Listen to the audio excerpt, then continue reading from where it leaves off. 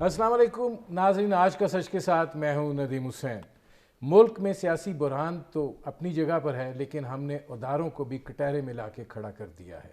इसमें कुछ अदारा जाती सूरत हाल जो है उसमें भी तनज़ली की सूरत हाल है, लेकिन इसके साथ साथ देखने की बात यह है कि बदएतमादी की जो फ़िज़ा पैदा कर दी गई है उसके अंदर पाकिस्तान का अदालती निज़ाम जो है वो भी कटहरे में आकर खड़ा हो गया है और उनका हर फैसला जो है वो अब सवालिया निशान बनता चला जा रहा है। उसके पीछे कोई ना कोई महरक़ात, कोई ना कोई इसबाब, कोई ना कोई पॉलिटिकल इंजीनियरिंग जो है उसको तलाश किया जाता है। ज़ाहिर है पाकिस्तान में इंसाफ के दो टियर्स हैं, एक वो जो हाई प्रोफाइल है और एक वो जो निचली सतह का इंसाफ है, और दोनों जगह पर जो है हालत जो है वो दिगरगूं है। एक पर सहूलतकारी हो जाती है और दूसरी जगह पे इंसाफ मिलता नहीं है, मिल भी जाए तो मरने के बाद मिलता है। ये ऐसी सूरत हाल होती है कि कभी 30 साल और कभी 32 साल और कभी अगली नस्ल जो है उसको जाके मिलता है। पाकिस्तान का ये निज़ाम जो है ये इर्तिकाई मराहिल से गुज़रा है, लेकिन इस हद तक सूरत हाल हो जाएगी जहाँ पे अदारों के दरमियान भी एक बदएतमादी की फ़िज़ा जो है वो पैदा होगी। सुप्रीम कोर्ट ऑफ पाकिस्तान कई मौके पर यह बात कह चुकी कि नैब का इदारा जो है वो शायद सिर्फ पॉलिटिकल इंजीनियरिंग के लिए रह गया है। वहाँ पे झूठे सच्चे मुकदमात जो हैं वो बनाए जाते हैं और फिर जाहिर है कि जब केसेस आते हैं तो ना उनके अंदर ठोस शवाहिद होते हैं, ना वो सारा बैकअप मटेरियल होता है और ना ही उसके अंदर वो कारकर्दगी होती है जिसकी बुनियाद पर जो केस बना है उसको साबित किया जा सके। और ये सूरत हाल जो है ये जब किसी के हक़ में जाती है तो फिर ये बात कही जाती है कि नहीं, इसके पस मंज़र कुछ और है, इसके पीछे जो है वो कोई और है। पॉलिटिकल इन्फ्लुएंस या अदारा जाती इन्फ्लुएंस जो है, असर रसूख जो है वो यकीनन हमारे निज़ाम के अंदर मौजूद है, हमारी मुआशरत का शायद हिस्सा बन चुका है और अब हम इससे इनकार भी नहीं कर सकते हैं। जहाँ पे फंसा जाता है वहाँ पे कहीं पर ताल्लुकात काम आते हैं, कहीं पे सरमाया काम आता है, कहीं पे ताकत काम आती है और यूँ मामलात जो है वो आगे बढ़ते चले जाते हैं। क्या इस सूरत हाल में जो है कोई सुधार जो है वो मुमकिन हो सकता है? आज अगर आप अपने इदारों पे नज़र दौड़ाएं तो आपको सुप्रीम कोर्ट से लेके हर अदारे के अंदर एक तकसीम दिखाई देगी, एक हिजान दिखाई देगा, एक ऐसी सूरत हाल दिखाई देगी जहाँ पर एक बदएतमादी का अंसर जो है वो यकीनन नुमायाँ होगा। ये सूरत हाल आगे एनार्की की तरफ जा रही है और हालात वाक़यात आज इस नहज पर हैं कि हुकूमत होते हुए भी हुकूमत का तासुर नहीं मिलता, चाहे वो सूबाई सतह पे हो चाहे वो मरकज़ी सतह पे हो। अदारे होते हुए भी अदारों की ताकत और क़ुव्वत का एहसास जो है वो नहीं मिलता। तो ये सूरत हाल अगर है तो फिर आगे का मामला जो है वो कैसे चलेगा, क्या होगा? ये वो सूरत हाल है जिस पर करेंगे बात। आपका अपने मेहमानों से तारुफ़ करवाते हैं। हमारे साथ मौजूद हैं वसीम सज्जाद साहब, मुमताज़ माहिर कानून है, साबिक चेयरमैन सेनेट रहे। हमारे साथ मौजूद हैं एहसान गनी साहब, साबिक DG रहे IB के, और हमारे साथ मौजूद हैं जस्टिस रिटायर्ड शाइक उस्मानी साहब, मुमताज़ माहिर कानून हैं।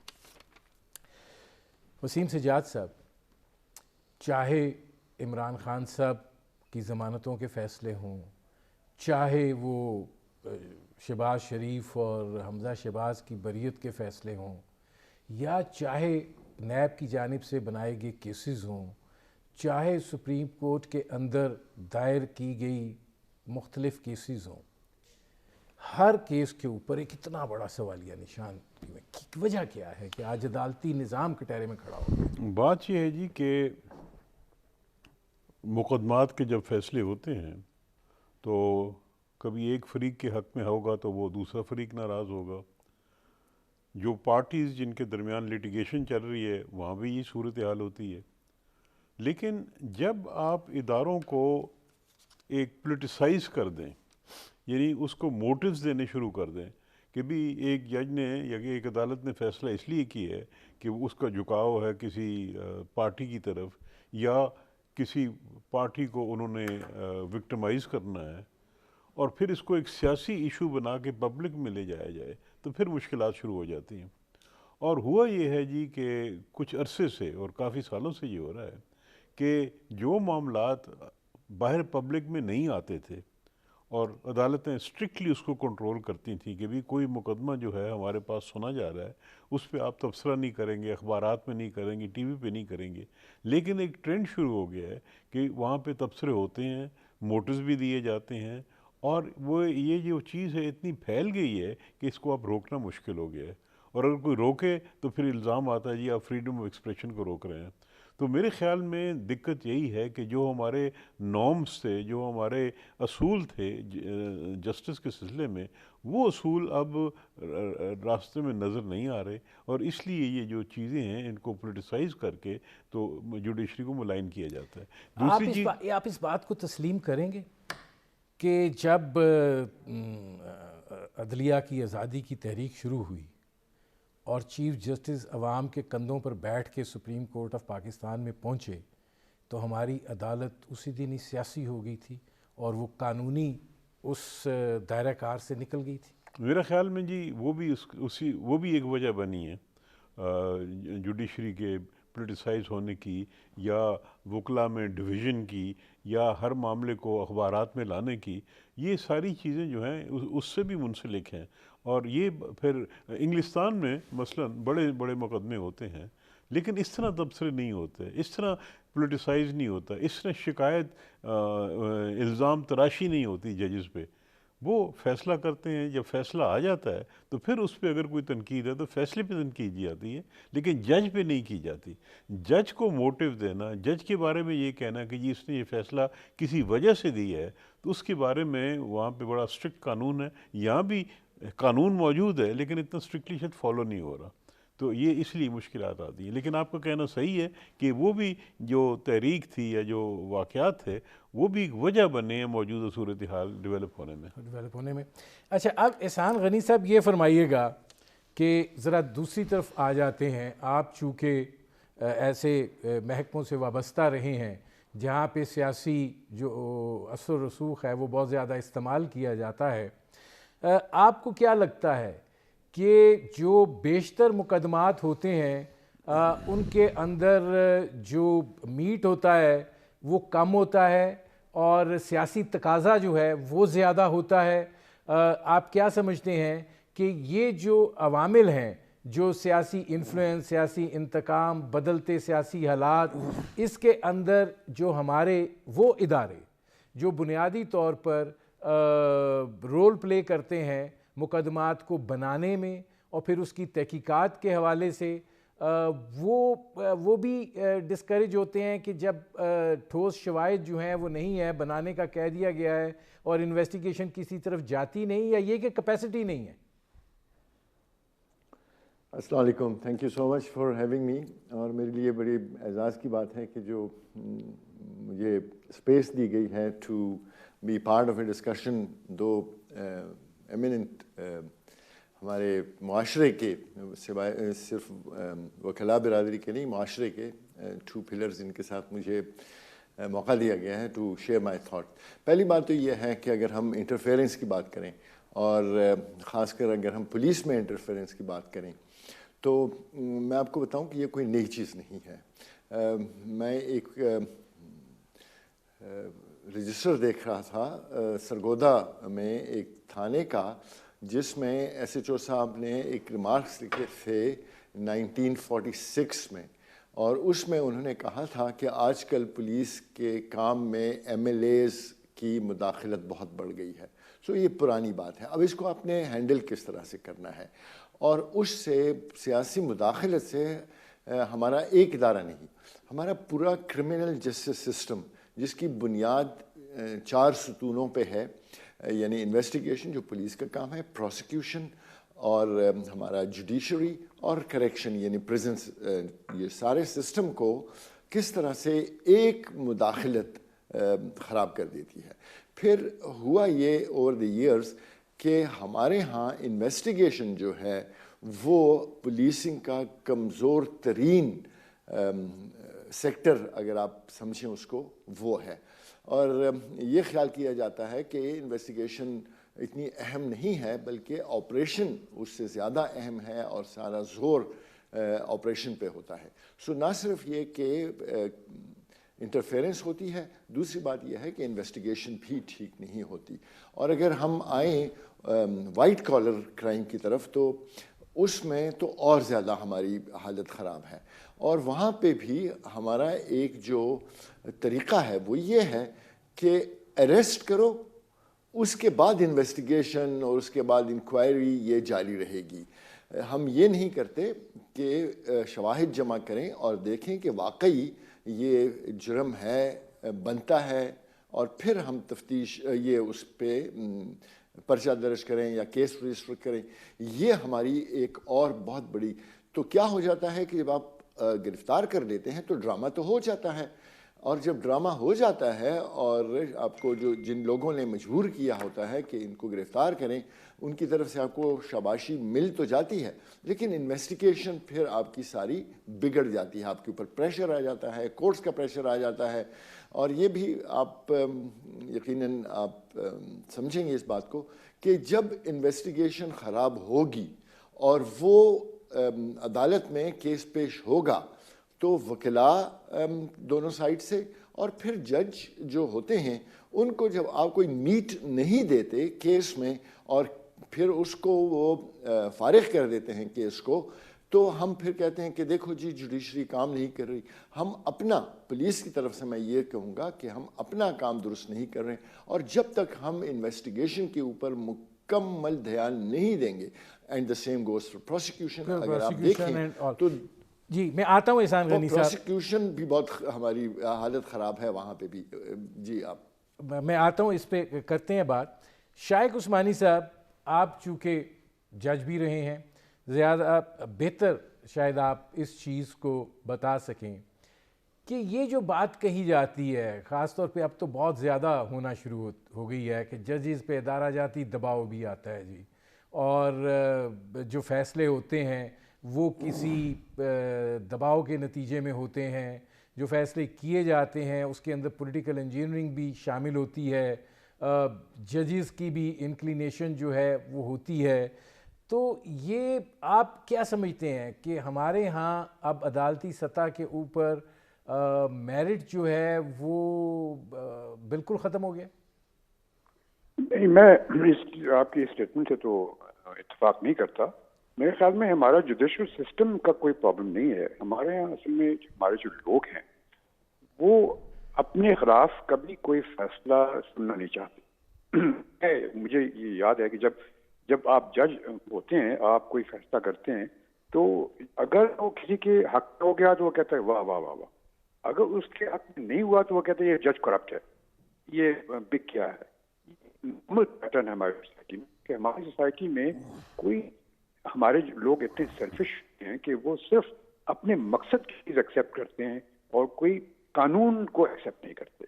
دیر از نو رول آف, یہ ایک ہماری نیچر ہے.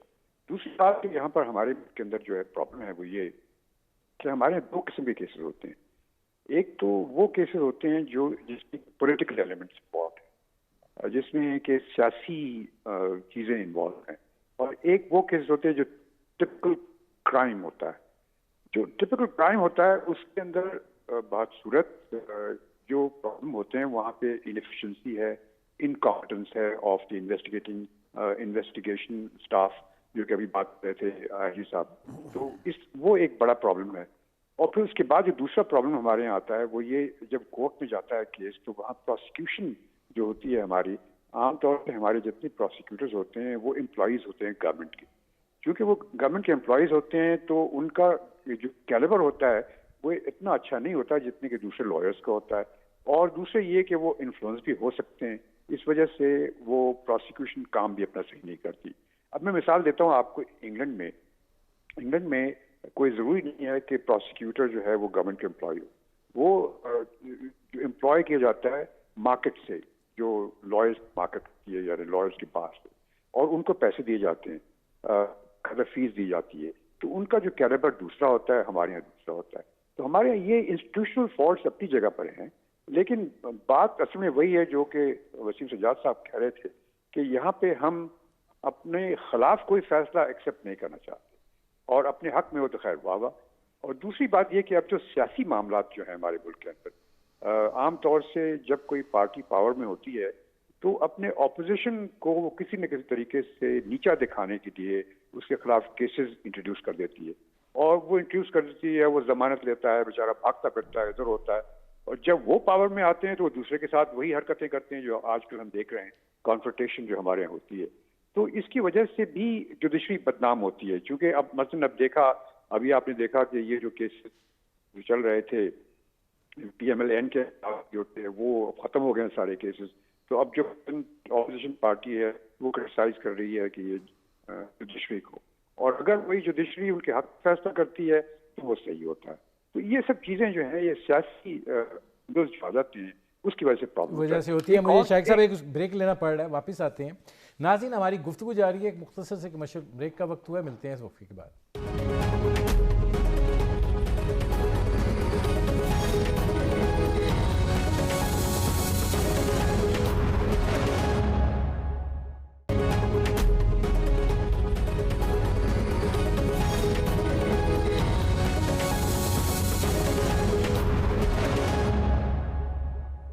Welcome back. وسیم سجاد صاحب، ٹھیک ہے، شائق عثمانی صاحب جو بات کہہ رہے ہیں کہ سیاسی ایک حکومت آتی ہے مقدمات بناتی ہے، دوسری حکومت آتی ہے وہ مقدمات بناتی ہے، اور پھر وہ عدالتوں کے اندر جو ہیں وہ جاتے ہیں.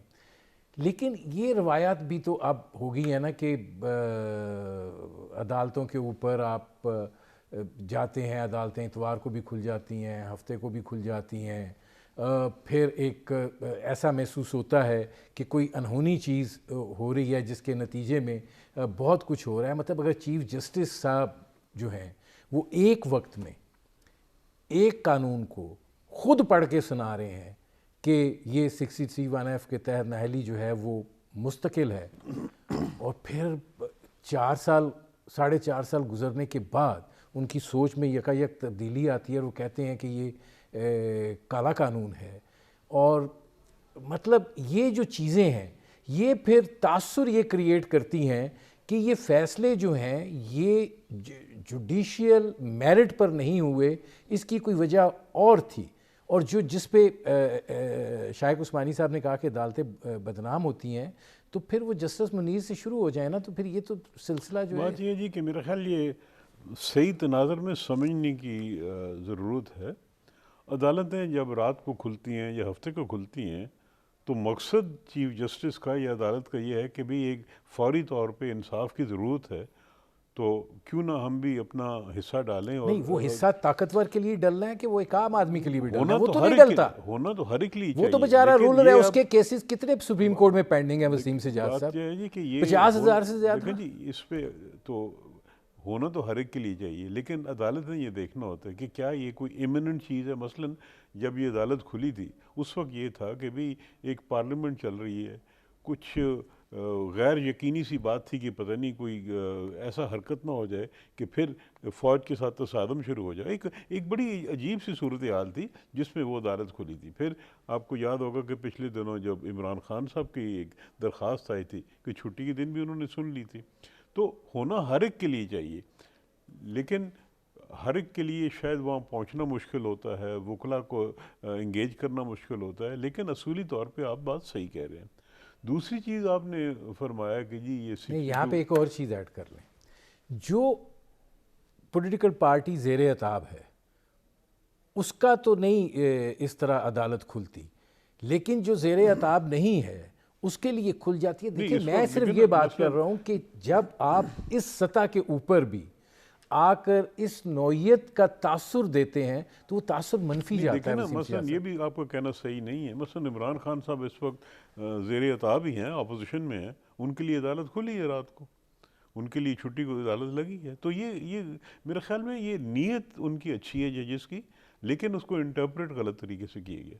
دوسرا آپ نے ذکر کیا 62(1)(f) کا. 62(1)(f) جو ہے یہ سپریم کورٹ کا فیصلہ ہے کہ جو اس زمرے میں آتا ہے، یعنی کہ وہ لکھا ہوا ہے کہ کوئی شخص رائٹیس امین نہیں ہے، اور اگر اس کے خلاف عدالت کا کوئی فیصلہ بھی ہے کہ یہ رائٹیس امین اور نہیں ہے، تو اس کی نااہلی جو ہوگی وہ تاحیات ہوگی. اب یہ سخت قانون ہے.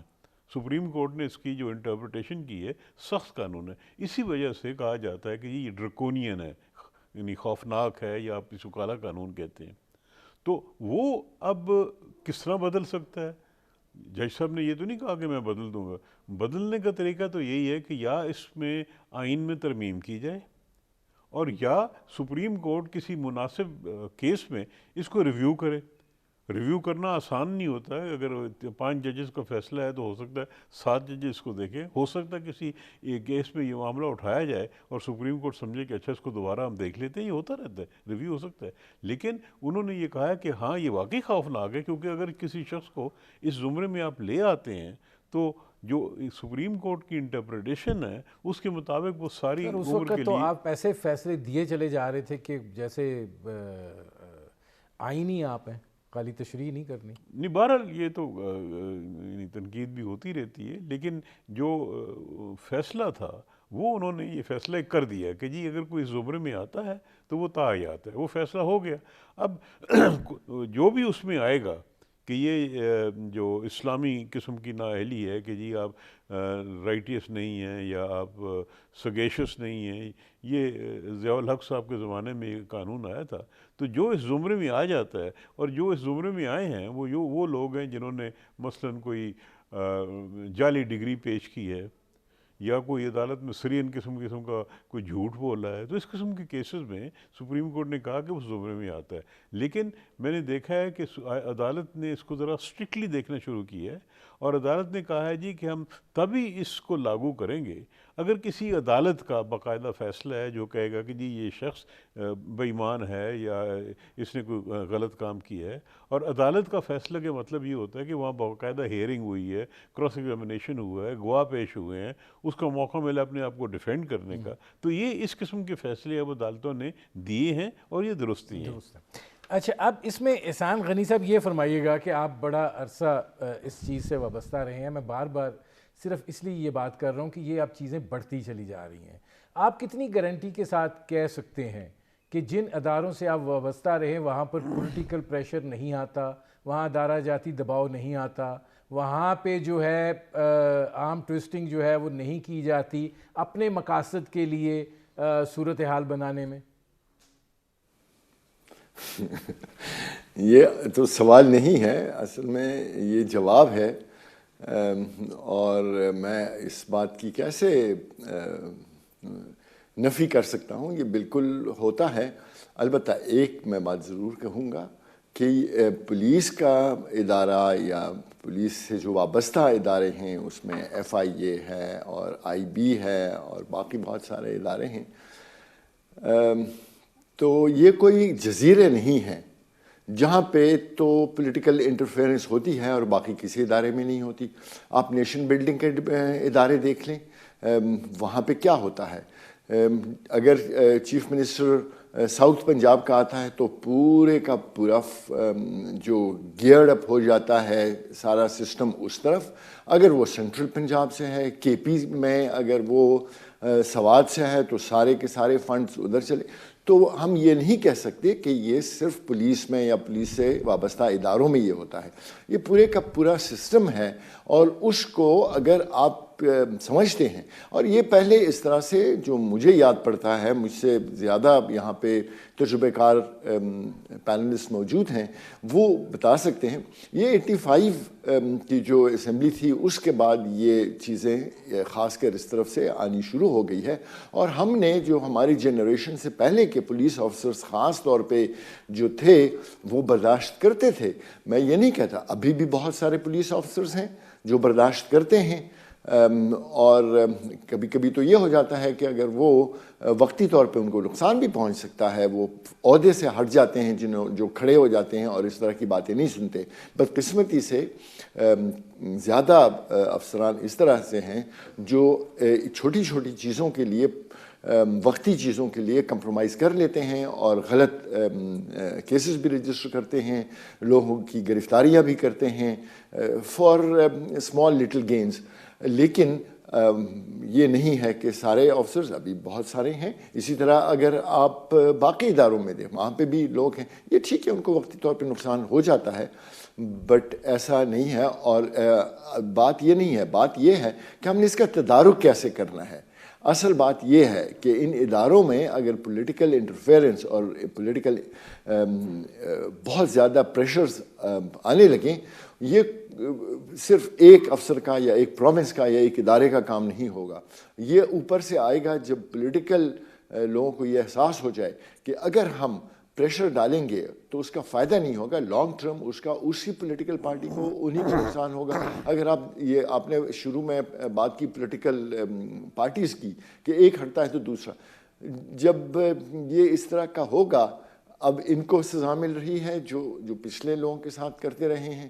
یہ ایک وشس سائیکل ہے، اور یہ کسی نہ کسی طریقے سے ہماری پولیٹیکل لیڈرشپ کو بیٹھ کے پارلیمنٹ کے اندر، پارلیمنٹ کے باہر یہ ڈیسائیڈ کرنا ہوگا کہ یہ کب تک جاری ہوگا. جس طرح سے میثاق جمہوریت ایک طرح سے آئی تھی جس میں یہ ساری چیزیں کور کی گئی تھیں، یہ الگ بات ہے کہ جن لوگوں نے اس پہ دستخط کیے تھے انہوں نے ایڈہیئر نہیں کیا تھا. ایک اور بات میں ضرور کہنا چاہوں گا، آپ نے میڈیا کی بات کی. میڈیا کے اس وقت پولیٹیکل پارٹیز، ہماری جوڈیشری، ہماری ایون جو ملٹری ہے وہ ہاسٹیج ہیں یہ میڈیا کے. وہ اگر کوئی جائز کام بھی کرتے ہیں، نارمل کام، صبح دفتر گئے، ایک افسر دفتر گیا ہے تو وہ بھی سوشل میڈیا پہ ڈال دیتا ہے کہ میں دفتر آ گیا ہوں. So our country almost is a hostage to social media. میں آتا ہوں احسان غنی صاحب. اب شائق عثمانی صاحب یہ فرمائیے گا کہ اگر عدالتوں کے اندر معاملات جو ہیں وہ تگڑے پن سے ڈیل کیے جائیں تو پھر یہ جو ہوتا ہے کہ جی یہ فلانے لیڈر کو اس لیے سزا ہوئی کہ کوئی چاہتا تھا کہ یہ سزا ہو، فلانے کو اس لیے رہائی مل گئی کہ کوئی چاہتا تھا کہ اس کو رہائی مل جائے، یہ فلانی پولیٹیکل لیڈرشپ جو ہے اس کو اس لیے رگڑا ملا کہ رگڑا دینا مقصود تھا، اور فلانے کو اس لیے چھوٹ ملی کہ اس کو چھوٹ دینا مقصود تھا. تو کہیں پر عدالتی ججز کو بھی کھڑا ہونا ہے یا نہیں؟ ان کے بھی مجبوریاں ہیں، ان کی بھی کچھ مسائل ہیں. دیکھیے بات میں یہاں پہ یہ ہے کہ بدقسمتی سے پچھلے سالوں میں اب ہماری جو سیاسی پارٹیاں ہیں وہ اپنی جنگ جو ہے وہ اب کورٹ میں لڑتے ہیں، اور وہ ذرا سی بات ہوتی ہے تو کورٹ میں پہنچ جاتے ہیں. اور ہماری کورٹس جو ہیں بدقسمتی سے میرے خیال میں بڑے میڈیا کانشیس ہو گئی ہیں، اور وہ جب اس کی رپورٹنگ ہوتی ہے اور ٹکٹ ٹیپس چل رہی ہوتی ہیں ٹی وی کے اوپر، تو یہ سب چیزیں وہ ایک قسم کا میڈیا کا حصہ بن جاتے ہیں. تو جو چیز اوائڈ کرنے کی ہے، پہلی بات تو یہ کہ کورٹس کو سیاسی ڈسپیوٹس میں کسی طریقے سے انٹر نہیں ہونا چاہیے. اور میں نے آپ دیکھیں انگلینڈ میں کبھی آپ نے سنا ہے اس قسم کی کوئی ڈسکشنز ہوتی ہیں کورٹ کے اندر؟ ایک پارٹی دوسرے کے خلاف، کنزرویٹو پارٹی اور لیبر پارٹی ایک دوسرے کے خلاف کورٹ میں کھڑی ہے؟ کبھی بھی نہیں. تو ہماری کورٹس کو اوائڈ کرنا چاہیے. جتنے سیاسی ڈسپیوٹس ہیں ان کو واپس بھیج دینا چاہیے، ان کو کہیں آپ جا کے پارلیمنٹ پہ سارٹ آؤٹ کریں. اب آپ یہ دیکھ لیجیے نا، اب یہ جو آج کل ہو رہا ہے ہمارے ملک میں وہ تو آپ جانتے ہی ہیں کیا ہو رہا ہے، اور اسی طریقے کی چیزیں ہر روز ہوتی رہتی ہیں اور یہ بڑھتی جا رہی ہیں. اس کی وجہ سے کورٹس بدنام ہوتی ہیں. جب کورٹ ایک کے حق میں فیصلہ کرتی ہے تو دوسری پارٹی ان کو بلیم کرنا شروع کر دیتی ہے، اور اس طرح سے معاملہ چلتا جاتا ہے. نہیں، اس میں شائق عثمانی صاحب سوال یہ ہے کہ آپ نے کہا کہ پولیٹیکل پارٹیز کو اپنا جو گند ہے وہ جا کے کورٹس میں نہیں دھونا چاہیے، لیکن جب سو موٹو لے کے ہی بلا لیا جاتا ہے تو پھر کیا ہوگا؟ نہیں، سو موٹو تو ایک خاص موقع پہ بولا جاتا ہے نا، کہ کوئی ہیومن رائٹ وائلیشن ہوتی ہے یا کورٹ کی کنٹیمپٹ ہوتی ہے یا کوئی ایسی بات ہوتی ہے، اس وقت سو موٹو ہوتا ہے، ورنہ تو کورٹس کا تو کوئی تعلق نہیں. اب آپ کو میں ایک مثال دیتا ہوں آپ کو. جب یہ نواز شریف کے خلاف پٹیشن فائل ہوئی تھی تو وہ پاناما کیس کے بعد، تو جب چیف جسٹس کے پاس گئی، اس زمانے میں جمالی ہوتے تھے چیف جسٹس، اور انہوں نے اس کو واپس کر دیا تھا، سننے سے انکار کر دیا، اور بعد میں اس کو سپریم کورٹ نے سن لیا. اب اس طرح کی انوالومنٹ میں کوشش کرنی چاہیے کورٹس کو کہ کسی طریقے سے اوائڈ کریں سیاسی ڈسپیوٹس میں.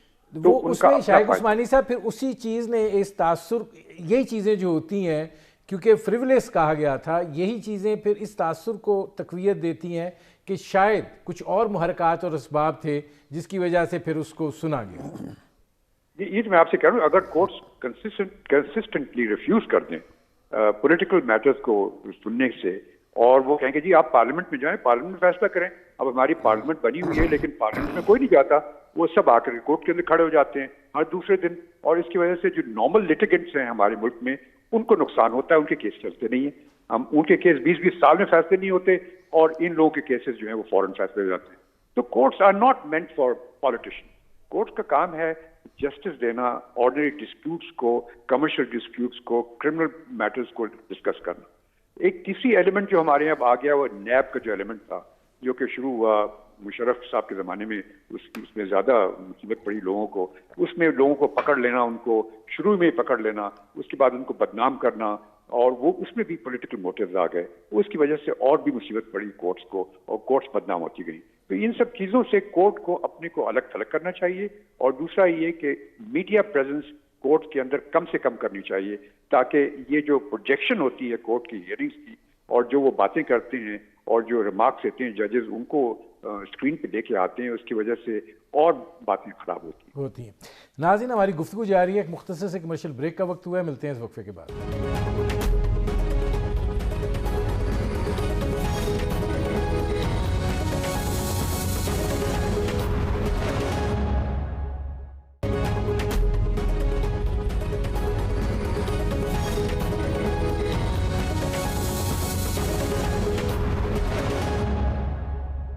Welcome back. وسیم سجاد صاحب، جو یہ بات ہے کہ پولیٹیکل مقدمات جو ہیں وہ کورٹس کے اندر نہیں جانے چاہیے، ایکسیپٹیبلٹی جو ہے وہ نہیں ہونی چاہیے، اور پھر ظاہر ہے کہ عدلیہ تحریک کے بعد تو کبھی اس طرح نہیں ہوا کہ سپریم کورٹ کی گرل کے ساتھ کیمروں کے جو سٹینڈ ہیں ان کے تالے لگے ہوئے ہوں اور وہ وہاں پر 24 گھنٹے کے لیے موجود ہوں. اب یہ سلسلہ جو ہے یہ آپ کیسے روکا جا سکتا ہے؟ کیا یہ ریزنٹمنٹ کورٹ کی طرف سے آنی چاہیے کہ آپ پارلیمنٹ میں جائیں، وہاں جا کے آپ بات کریں، وہاں جا کے آپ اس چیز کو دیکھیں اور اپنے فورم کو مضبوط کریں، بجائے اس کے کہ آپ چھینک بھی آتی ہے تو دوڑ کے ہمارے پاس آ جاتے ہیں؟ بات یہ ہے جی کہ یہ ایک کچھ عرصے سے پاکستان میں ایک روایت کہہ لیں، ایک طریقہ کار بن گیا ہے کہ جو بھی حکومت ہوتی ہے وہ کوشش کرتی ہے کہ اپنے مخالفین کو وہ کیسز میں الجھائے، اور یہ چلا آ رہا ہے. اور پھر جب مارشل لاء کا زمانہ تھا تو اس زمانے میں مارشل لاء کا فائدہ اٹھاتے ہوئے یہ بھی ہوئی کہ بھی ہم کسی سیاستدانوں کو نااہل کریں. تو وہ ایک الگ چیز ہے کہ مارشل لاء کی خصوصی آبجیکٹیوز ہوتے ہیں، ان کے قانون جو ہوتے ہیں وہ بھی خود بناتے ہیں. لیکن یہ جو روش ہے کہ جی مخالفین کو مقدمے الجھایا جائے، اس پہ یہ اس لیے کارآمد ہوتے ہیں کیونکہ جو تحقیقاتی ادارے ہیں وہ حکومت کے کنٹرول میں ہوتے ہیں. پولیس ہے یا ایف آئی اے ہے. نیب کا خیال تھا کہ جی نیب جو ہے وہ ہم ایک اعلیٰ تحقیقاتی ادارہ ہے، اس کا جو سربراہ وہ کافی اپر لیول کا، یعنی کہ 22 گریڈ کا یا سپریم کورٹ کا جج بہت اونچے درجے کا شخص ہوتا ہے. تو خیال تھا کہ جی نیب جو ہے وہ شاید اس قسم کی چیز نہ کرے. لیکن شرمندگی کی لیکن تجربہ یہ بتاتا ہے کہ جی نیب کو بھی کسی نہ کسی وجہ سے دباؤ میں ڈالا گیا اور کامیاب ہو گئی حکومت. تو جب تحقیقاتی ادارے، police, F I a, NAB مقدمات بناتے ہیں تو مشکلات تو وہاں سے شروع ہو جاتی ہیں، کیونکہ جب ایک شخص کو حراست میں لے لیا جاتا ہے وہ پھر ضمانتوں کے لیے بھاگتا ہے، پھر اس کا سارا وہ جو وکیلوں کے پہ خرچ کرنا، سارا اس کا نظام زندگی تباہ ہو جاتا ہے.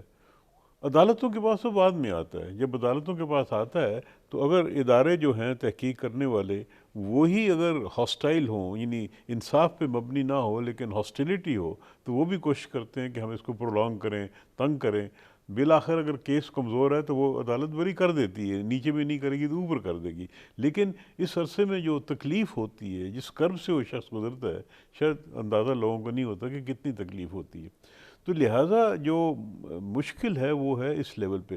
باہر جو تحقیقاتی ادارے ہیں وہ انڈیپینڈنٹ ہوتے ہیں، اور میرا خیال ہے یہاں پہ بھی سوچنا چاہیے کہ کوئی ایسا نظام وضع کر دیا جائے کہ تحقیقاتی ادارے، انویسٹیگیٹنگ ایجنسیز بالکل حکومت کے زیر اثر نہ ہو. کوئی ایسا ادارہ ہو کہ وہ انڈیپینڈنٹلی کام کرے. یہ بھی نہ ہو کہ وہ بالکل ہی بے لگام ہو جائیں اور اپنی مرضی کرتے جائیں. یعنی اسٹیٹ کے اندر اسٹیٹ بھی تو نہیں قائم ہو سکتی نا. تو لہٰذا ایک بیلنس کرنا، بڑی سوچ کے چلنا ہوگا. لیکن پرابلم جو ہے اس کو ڈائگنوز کر لیا جائے کہ یہ پرابلم ہے، اس کا پھر حل سوچا جائے. احسان غنی صاحب، یہ بات اسی طرف آ گئی کہ جو ہمارے یہ ادارے ہیں، نیب ہو، پولیس ہو، ایف آئی اے ہو، آئی بی ہو، یہ اعلی کار ہیں حکومت کے اس نوعیت کی صورتحال کو جنم دینے کے حوالے سے. عدالتیں بعد میں آتی ہیں. نہیں، ایسا ہے کہ وہ تو میں تھوڑا بہت ایگری کرتا ہوں، ناٹ ایوری ون، لیکن کافی سارے. ہمارا جو مجھے پرابلم لگتا ہے اور جو میری نظر میں having spend criminal justice system کا ایک پارٹ ہوتے ہوئے ٹائم، ہمارا کرمنل جسٹس سسٹم ارسپانسو ہے، نان ریسپانسو ہے، انیفیشینٹ ہے. وہ بیٹھ چکا ہے اگر آپ دیکھ لیں، اور جو چاروں پلرز ہیں وہ بیٹھ چکے ہیں. اب اس کے ریپرکشنز کیا ہوتے ہیں جب ایک ملک میں کرمنل جسٹس سسٹم اس لیول پہ آ جائے کہ وہ ڈسفنکشنل ہو جائے؟ تو وہاں 3-4 چیزیں ہوتی ہیں.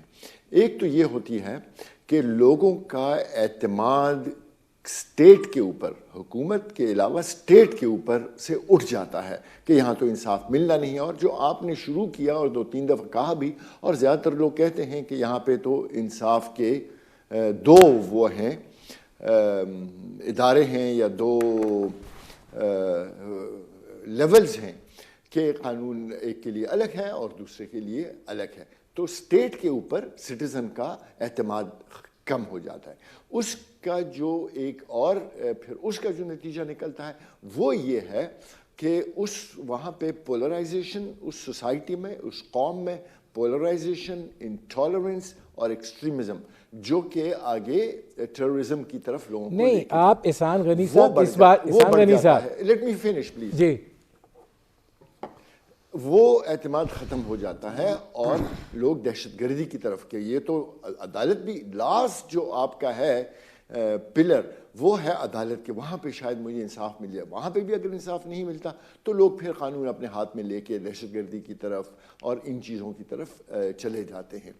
اب اس کو میں بار بار یہی کہتا ہوں، اور وسیم سجاد صاحب نے بھی یہی کہا کہ اس کا تدارک ہونا چاہیے. اور اس کے لیے شروع آج بھی اگر آپ کریں تو یہ پورے سسٹم کو بدلنے میں آپ کو 20-25 سال لگیں گے. ایک پورا generation of new criminal justice system کے جو کارندے ہیں وہ جب آئے اور تب ہو سکتا ہے.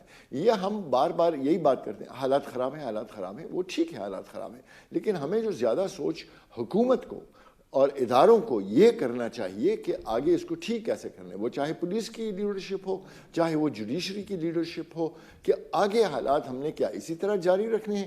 اگر ہم جوڈیشری کی بات کرتے ہیں تو بیچ میں آئے تھے ایسے پیریڈز جہاں پہ ڈسٹنس کرنا چاہا جوڈیشری نے اپنے آپ کو پولیٹیکل چیزوں سے. تو یہ سارا شروع ہوگا پارلیمنٹ کی طرف سے کہ اگر وہ یہ ڈیسائیڈ کریں پولیٹیکل کلاس کی طرف سے، اور وہاں سے وہ نیچے ٹریول کرے گا. شائق عثمانی صاحب، کیا مطلب آوے کا آوائی بگڑا ہوا ہو تو پھر معاملات جو ہیں کیسے سیدھے ہو سکتے ہیں؟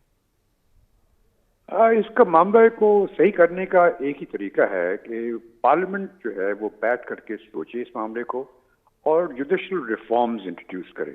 اب ہمارے یہاں جو سسٹم ہم جو فالو کر رہے ہیں اپنے ملک میں، وہ برٹش سسٹم ہے، کامن لا سسٹم جو جس کو کہتے ہیں، جس کو ایک دوسری لینگویج میں ایڈورسریل سسٹم کہتے ہیں. جس میں ایک طرف کا وکیل کھڑا ہوتا ہے، دوسری طرف کا وکیل کھڑا ہوتا ہے، دونوں آرگیو کرتے ہیں اور جج صاحب جب سنتے ہیں اور اس کے بعد ایک ججمنٹ دیتے ہیں جس کی اپیل ہو سکتی ہے. اب اس کی وجہ سے کافی پرابلمز ہوتے ہیں، انفلوئنسز بھی آ جاتے ہیں اور ڈیلیز بھی ہوتے ہیں. کبھی ہم نے یہ سوچا نہیں جب پاکستان بنا تھا کہ کیا ایسا نہ ہو کہ ہم کوئی ایسا جوڈیشل سسٹم انٹروڈیوس کریں جس سے کہ یہ چیزیں نہ ہوں. مثلا ایک سول لا سسٹم جو انٹروڈیوسڈ ہے یورپ میں کبھی آپ نے سنا ہے اس قسم کے پرابلم جوڈیشری کے متعلق؟ وہاں پہ بالکل نہیں ہوتے.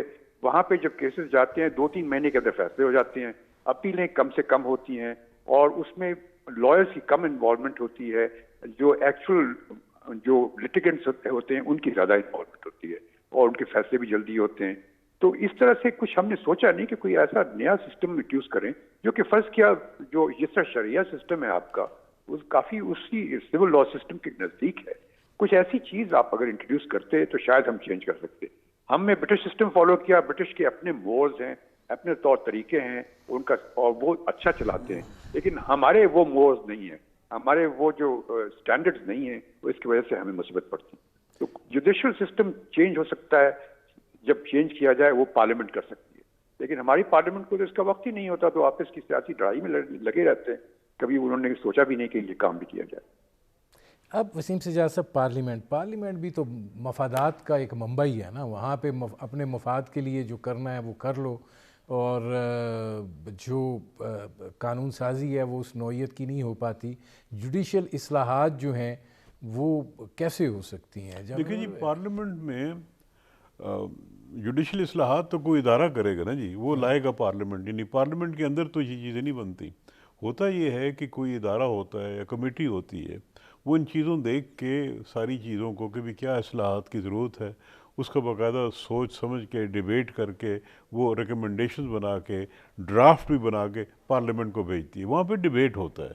تو یہ سارا کام علیحدہ ہوتا ہے. یعنی انگلینڈ میں ایک باقاعدہ کمیشن بنی ہوئی ہے جو 24 یعنی سارا سال وہ اس پہ کام پہ لگے رہتے ہیں کہ بھی کہاں پہ سکم ہے، کہاں پہ بہتری ہو سکتی ہے، وہ اس پہ سٹڈی کرتے رہتے ہیں. تو لہٰذا یہ ہونا یہ چاہیے کہ یہاں پہ بھی کوئی ایسی باڈی بن جائے، کوئی ادارہ بن جائے جو کہ ان چیزوں کو دیکھے، پبلک کی بات سنے. اس میں جلد بازی کی ضرورت نہیں ہے. پبلک کی بات سنیں، جو مشکلات ہیں لوگوں کی اس کو سنیں. نہیں مطلب وسیم صاحب، پبلک کی میٹر کرتی ہے. یہاں پہ تو لگتا ہے مطمع نظر ایک ہی ہے، اور وہ یہی ہے کہ مال بناؤ، وہ طریقہ کار ایجاد میں یہ کرو. کہہ رہا ہوں جی، یہ مشکلات ہیں، اس کو نکلنے کی ہم کوشش کر رہے ہیں کہ کیا کریں. یعنی یہ جو مشکلات ہیں جوڈیشل سسٹم میں آ رہی ہیں، انویسٹیگیشن میں آ رہی ہیں، اب اس میں قانون کے اصلاح سے کوئی بہتری ضرور ہو سکتی ہے. تو وہ کرنے کے لیے یہ ہے کہ کوئی کمیشن ہو، کوئی ادارہ ہو جس کو یہ کام سونپ دیا کہ جی تم نے یہی کرنا ہے، کہ اس چیز پہ سوچنا ہے، غور کرنا ہے، لوگوں سے باتیں کرنی ہیں، ڈسکس کرنا ہے، ڈیبیٹ کرنا ہے کہ بھی کیا چیزیں ہیں اور اس کی اصلاح کس طرح ہونی چاہیے، کیا کرنا چاہیے. تو وہ جب پھر ایک تیار ہو جاتا ہے پیکج، اس کو پارلیمنٹ میں بھیجے تو وہاں پہ پھر ڈیبیٹ ہوتی ہے. لیکن اگر ہم یہ کہیں گے جی کچھ ہو ہی نہیں سکتا تو پھر کچھ بھی نہیں ہوگا. اب اس میں احسان غنی صاحب یہ فرمائیے گا کہ آپ کے یہاں ادارہ جاتی تبدیلی کیسے آ سکتی ہے، جب ایک اگر اچھا افسر ہے وہ کوئی ریزائنمنٹ شو کرتا ہے، پیچھے 10 پوسٹنگ کے لیے یہ کھڑے ہو جاتے ہیں، اور پھر اس کے بعد وہ کچھ کرنے کے لیے تیار ہو جاتے ہیں جو شاید انسانی تقاضوں سے بڑی آگے کی بات ہے. تو ایسی صورتحال کے اندر تو لگتا نہیں ہے کہ یہ تو ایک ایسا ناسور بن گیا ہے ہر جگہ کے اوپر کہ علاج تو ممکن نہیں دکھائی دے رہا. میں پہلے تو جو وسیم سجاد صاحب نے بات کی ہے، وہ کمیشن اور وہ ادارے تو موجود ہیں، وہ پارلیمنٹ ہی ہے اور اس کی سٹینڈنگ کمیٹیز ہیں جو یہ. اب پرابلم یہ ہے ہمارے ہاں کہ ہمیں ریسرچ پہ بہت کم توجہ دیتے ہیں. دوسری بات جو ہے ریفارمز کی، وہ ایک اٹالین انٹلیکچوئل ہے، ان کا فلاسفر ہیں، ان کا ایک کوٹ ہے کہ جب تک ریفارمز ایک قوم اور ایک سوسائٹی کہ کلچر کا حصہ نہ بن جائے اس وقت تک ریفارمز نہیں ہو سکتی. ہمارا پرابلم کیا ہے؟ پہلے تو اگر ہم کرمنل جسٹس سسٹم کی ریفارمز کی بات کرتے ہیں تو وہ نیشنل ایکشن پلان کا ایک پوائنٹ تھا کہ کرمنل جسٹس سسٹم کی ریفارمز ہونی چاہیے، اور تبھی جا کے یہ دہشت گردی پہ اور انتہا پسندی پہ قابو پایا جا سکتا ہے. اس کو ہم نے پرسو نہیں کیا. وہ ہم نے کیا، اس کو بنائے، ریکمنڈیشنز بھیجیں پروونسز کو، بار بار کہا. پرابلم کیا ہے؟ کوئی نہیں چاہتا، نہ اپوزیشن چاہتی ہے کہ کرمنل جسٹس سسٹم میں ریفارمز ہو، پولیس میں ریفارمز ہوں، نہ پولیس چاہتی ہے کہ اس میں کوئی ریفارمز ہوں، نہ حکومت چاہتی ہے، اور بعض حالات میں تو کسی کی توجہ ہی نہیں ہوتی ہے. احسان غنی صاحب، میرے پاس صرف 1 منٹ رہ گیا ہے. شائق عثمانی صاحب، لاسٹ ورڈ، آپ کیا کہیں گے؟ میں تو یہ کہوں گا کہ آپ کو مثال دیتا ہوں، انگلینڈ کے اندر انہوں نے ولف کمیشن بنایا تھا جس نے کہ جو پرانے سسٹم میں کافی امپرومنٹس کیے اور ریکمنڈیشنز دی، ریکمنڈیشن کر کے وہ پھر انفورس بھی ہو گئی. اسی طریقے سے ہمارے یہاں بھی ایک کمیشن بننا چاہیے جس کے پاس یہ کام ہونا چاہیے اور وہ اپنی ریکمنڈیشن پارلیمنٹ کو دے اور پارلیمنٹ اس کو پھر انٹروڈیوس کرے لا، پھر شاید ہمارے یہاں چینج ہو سکے. میرے پروگرام کا وقت ختم ہو رہا ہے. بہت شکریہ وسیم سجاد صاحب، بہت شکریہ احسان غنی صاحب، بہت شکریہ شائق عثمانی صاحب. ناظرین، آپ نے ہمارے پینل کے شرکاء کی گفتگو سنی. اب تک کے لیے اتنا ہی، اجازت دیجیے. اللہ حافظ.